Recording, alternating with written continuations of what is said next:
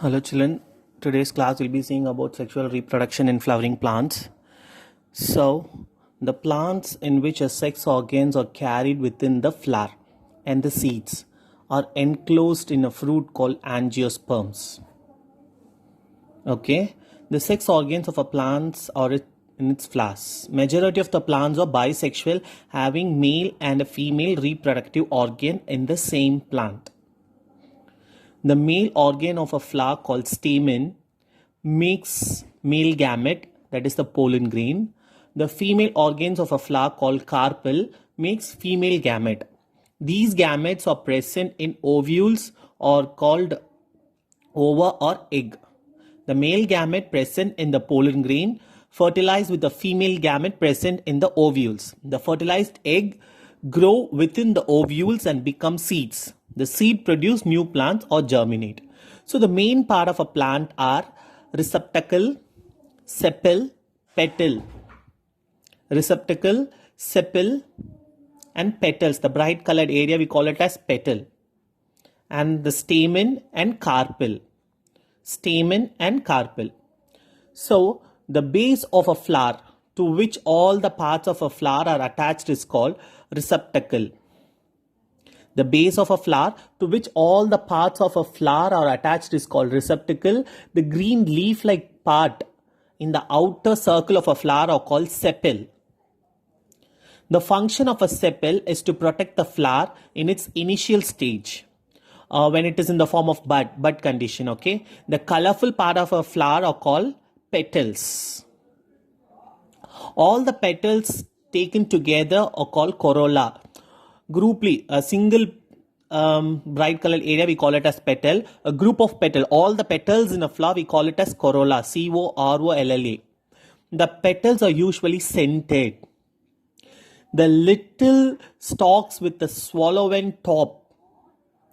The little stalk a stem. Okay, stem kind of stem. The little stalk with the swollen top, just like the ring of a petal in a flower, are called stamen. Stamen has two parts, that is filament, that is a stalk, and the anther, swollen top. And the anther consists of pollen grains. Clear, children? So, anther makes pollen grain and store them. Pollen grains are yellow powder-like substance. In the center of the flower, there is a stalk-shaped organ called carpel. Carpel is otherwise called pistil. Female reproductive part. Stamen is a male reproductive. Carpel is otherwise called pistil.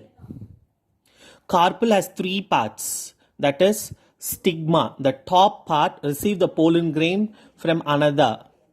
And it is also sticky. Clear? Next one is style. Middle part, it is a tube which connects the stigma to the ovary.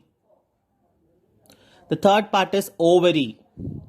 Swollen part at the bottom, it makes ovules and store them, contain a female gametes. The flower which contain only one sex organ, either stamen or carpel, are called unisexual flower. A flower which contain only one sex organ, either stamen or carpel, are called unisexual flower. Example, papaya, watermelon. Flower which has both sex organs are called bisexual flower. Example, rose or mustard. Clear, children? So what is pollination we are going to see. So the transfer of pollen grains, okay, transfer of pollen grains from anther of stamen, okay, anther of stamen to the stigma of carpel is called pollination. It is done by insects, birds, wind and water. So pollination is of two types. One is self-pollination, when a pollen grains from another from a flower are transferred to a stigma of same flower. When the pollen grains from anther of a flower, are transferred to the stigma of same flower on same plant is called self-pollination. Next one is cross-pollination. When the pollen grains from anther of a flower of one plant are transferred to a stigma of a flower of another similar plant is called cross-pollination. That is, when a pollen grains from anther of a flower of one plant are transferred to the stigma of a flower of another plant. Another similar plant is called cross-pollination. Clear, children?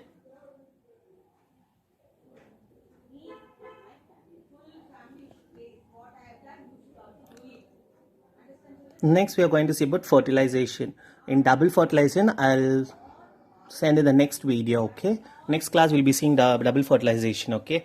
So, fertilization. It occurs when male gamete present in a pollen grain joins the female gamete or egg present in ovule. When pollen grains falls on the stigma of a carpel,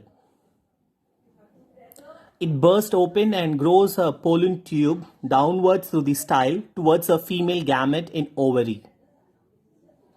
When a pollen grain falls on the stigma of a carpel, it bursts open and grows a pollen tube downwards through the style towards the female gamete in ovary. A male gamete moves down the pollen tube. A male gamete moves down the pollen tube. The pollen tube enters the ovule in the ovary. The tip of a pollen tube bursts open and male gamete comes out of the pollen tube. In ovary, male gamete of pollen combined with the nucleus of a female gamete or egg present in the ovule to form a fertilized egg, that is the zygote. Clear, children? In ovary, male gamete of the pollen combined with the nucleus of the female gamete or egg present in the ovule to form a fertilized egg, that is a zygote.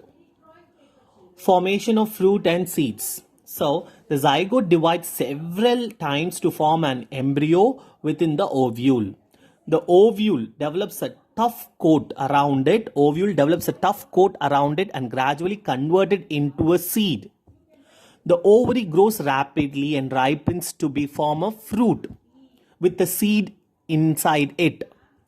The other part of a flower like sepals, petals, stamens, stigma, style dry up and fall off. The place on a plant where we had a flower, we now have a fruit. A fruit protected the seed. The seed contains a baby plant. A part of a baby in seed which develops into a shoot is called plumule, and part which develops into a root is called radicle. The part of a seed which contains stored food for a baby plant is called cotyledon. The baby plant present inside the seed is in inactive form, but when it gets suitable condition to germinate, it forms a new plant out of the seed. Okay, children, this is all about fertilization. Double fertilization we'll be seeing in the next class. Thank you, children.